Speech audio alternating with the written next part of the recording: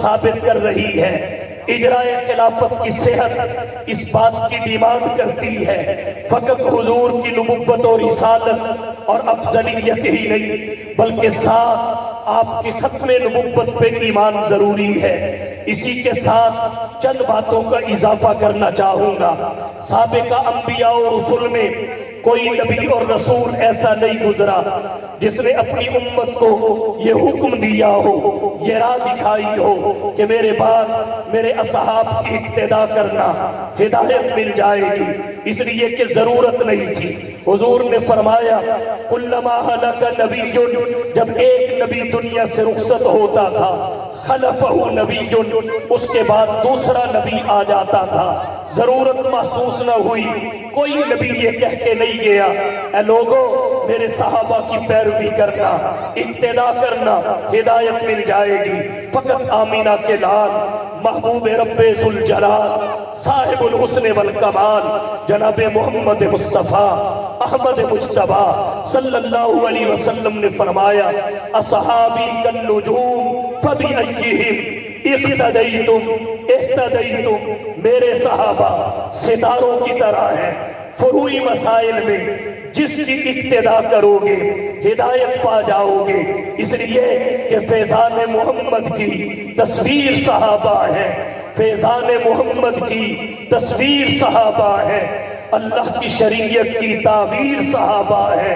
گر قرآن کلام اللہ ہے شان محمد کی تو زبان محمد کی تقریر صحابہ ہے۔ گر کفر سے بچنا ہے اصحاب سے جڑ جاؤ، ظلمات کے طوفان میں تنویر صحابہ ہے۔ فقط حضور نے فرمایا اصحابی کالنجوم فبأیہم اقتدیتم اہتدیتم، فروعی مسائل میں جس کی اقتداء کر لو گے ہدایت پا جاؤ گے، جنت پہنچ جاؤ گے۔ کیوں؟ اس لیے کہ راہ ملتی ہے شب کو تاروں سے، راہ ملتی ہے شب کو تاروں سے، اور ہدایت ملتی ہے نبی کے یاروں سے۔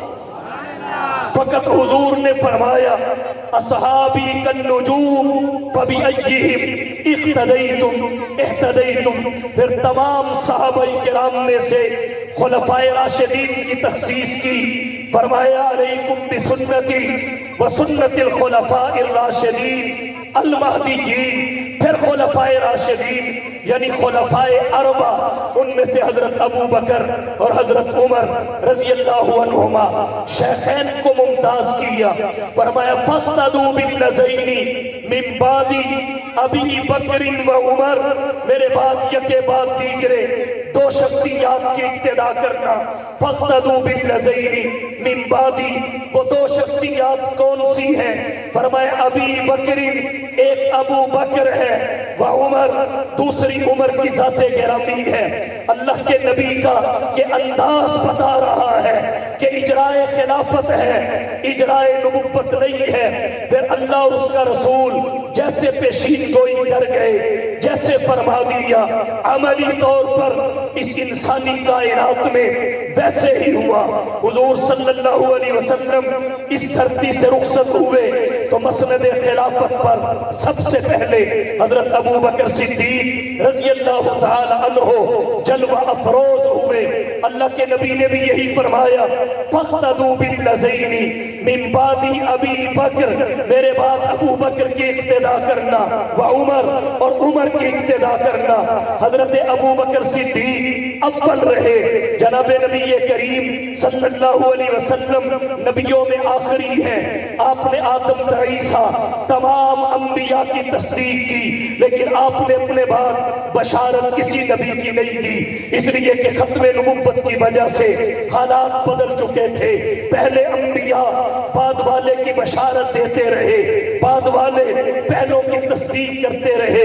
حضور نے تصدیق تو سب کی فرمائی لیکن بشارت کسی کی نہیں دی، اس لیے کہ بشارت بعد والے کی ہوتی ہے. آپ کے بعد باب نبوت بند ہو چکا تھا. حضور مصدق ٹھہرے، مبشر نہیں ٹھہرے. سوال پیدا ہوتا ہے جب آپ کسی کے مبشر نہیں تو پھر نبیوں میں آپ کا مصدق کون ہوگا؟ تصدیق بعد والا کرتا ہے، اپنے سے پہلوں کی کرتا ہے. حضور نے تو پہلوں کی تصدیق کر دی، آپ کی تصدیق کون کرے گا؟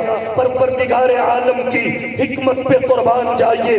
حضور کی تصدیق کے لیے اللہ نے نبی نہیں بھیجا بلکہ صدیق کو بھیجا.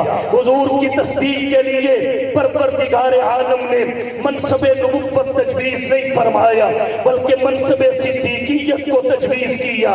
حضرت ابو بکر صدیق کا مقصد وجود ہی آمنہ کے لال کی تصدیق تھی.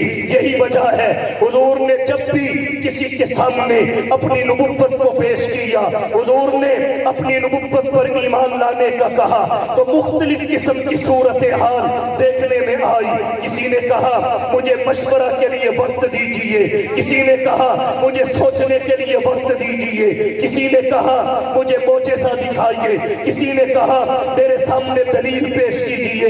لیکن قربان جائیے جناب صدیق اکبر رضی اللہ تعالی عنہ کی ذات گرامی پر اللہ کے نبی نے جب اپنی نبوت کا اعلان صدیق اکبر کے سامنے کیا تو نہ کسی سے مشورہ کا وقت مانگا، نہ توقف کے لیے حضرت ابو بکر صدیق نے کوئی قدم اٹھایا، نہ معجزہ طلب کیا، نہ دلیل مانگی.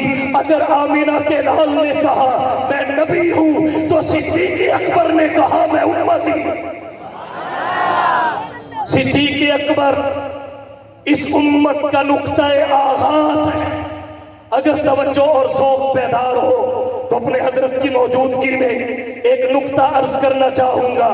اگر حضور قصر نبوت کی آخری اینٹ ہے، اگر حضور قصر نبوت کی آخری اینٹ ہے، نبی آتے رہے آخر میں نبیوں کے امام آئے، نبی آتے رہے آخر میں نبیوں کے امام آئے.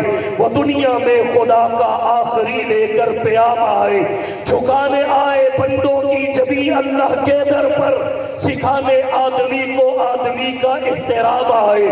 وہ آئے جب تو عظمت بڑھ گئی دنیا میں انسان کی، وہ آئے جب تو انسان کو فرشتوں کے سلام آئے. وہ ہے بے شک بشر لیکن تشہد میں اذانوں میں جہاں دیکھو خدا کے نام کے بعد ان کا نام. اگر حضور قصر نبوت کی آخری اینٹ ہے تو صدیق اکبر قصر امت کی پہلی اینٹ ہے. اس امت کا نقطہ آغاز حضرت ابو بکر صدیق رضی اللہ تعالی عنہ ہے. یاد رکھیے اصحاب مصطفیٰ دین کی بنیاد ہے، اساس ہے. لکل شیء اساس و اساس الاسلام حب اصحاب رسول اللہ و حب اہل بیتہ. مسند دہلوی سے پڑھ رہا ہوں. صحابہ و اہل بیت دین نبوی کی اساس ہے، بنیاد ہے. اور ابو بکر کے کیا کہنے، یہ تو سنگے بنیاد، خشت اول ہے. آج امت مسلمہ عربوں کی تعداد میں ہے، شرق سے لے کر غرب تک، شمال سے لے کر جنوب تک امت مسلمہ کا پھیلاؤ ہے. لیکن اگر کوئی شخص اس کی تاریخ معلوم کرنا چاہے، نقطہ آغاز جاننا چاہے تو اسے پتہ چلے گا ابو بکر ہے جو اس امت کی اکائی ہے. اگر اکائی نہ ہو دہائی نہیں بنتی، اگر صدیق اکبر نہ ہو تو امت وجود میں نہیں آتی. تو پروردگار عالم نے جناب نبی کریم صلی اللہ علیہ وسلم کی تصدیق کے لیے منصب نبوت تجویز نہیں فرمایا بلکہ صدیق کا منصب تجویز کیا. حضرت ابو بکر آئے، نبی کی تصدیق فرمائی بغیر کسی مطالبہ کے. اور حضرت ابو بکر نبی تو نہیں تھے لیکن نبی کے ساتھ ایسے رہے جیسے سایہ اصل کے ساتھ رہتا ہے. اگر نبی مکے میں صدیق مکے میں، نبی مدینے میں صدیق مدینے میں، نبی سفر میں صدیق سفر میں، نبی حضر میں صدیق حضر میں، نبی غار میں صدیق غار میں، نبی مزار میں صدیق مزار.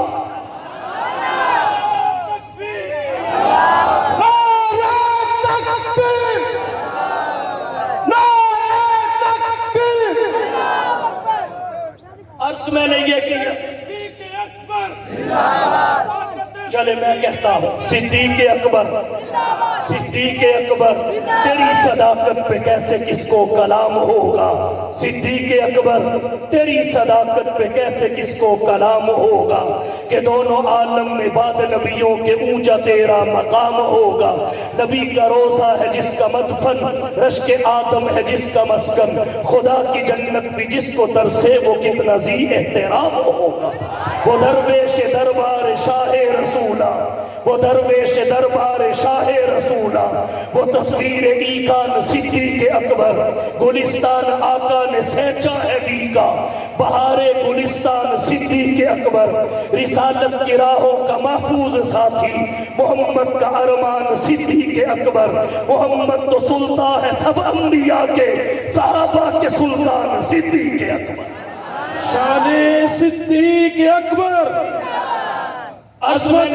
صحابہ، نعرہ تکبیر، نعرہ رسالت، اجرائے نبوت کی نفی ہے، اجرائے خلافت کا اس بات ہے، قرآن بھی شاہد عدل ہے، نبی کا فرمان بھی شاہد عدل ہے، اس لیے فقط آپ کی نبوت و رسالت اور افضلیت ہی نہیں بلکہ ختم نبوت پر بھی ایمان لانا ضروری ہے۔